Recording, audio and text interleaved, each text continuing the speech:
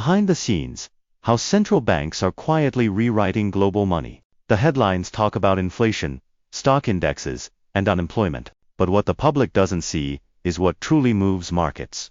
Liquidity. Right now, central banks are quietly rewriting the rules of the game.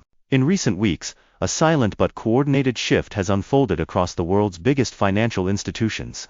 The Fed, ECB, BOJ, and PBOC have all adjusted their liquidity operations, not loudly, but strategically. For those who track capital flow, it's a clear signal: power is shifting. When central banks inject or drain liquidity, they're not just reacting to inflation. They're deciding who controls the pace of the global economy. October data shows balance sheets have contracted for the third straight month, the longest since 2018. When the oxygen thins, only those near the source of capital survive. This week the US 10-year yield dropped from 4.35% to 4.05%. For retail, it looks like noise. For big capital, it's a warning. When yields fall, liquidity isn't disappearing, it's moving. The dollar softened at the same time.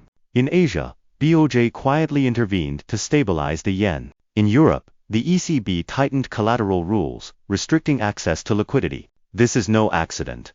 It's a coordinated reset of the global chessboard. Capital flow data doesn't lie. Gold ETFs saw $3.2 billion in net inflows this week. Oil futures spiked as funds hedged energy risk. Meanwhile, U.S.Tech inflows slowed, and sovereign funds shifted toward commodities and defensive assets. This isn't panic, it's strategic repositioning before headlines catch up. Central banks don't want chaos.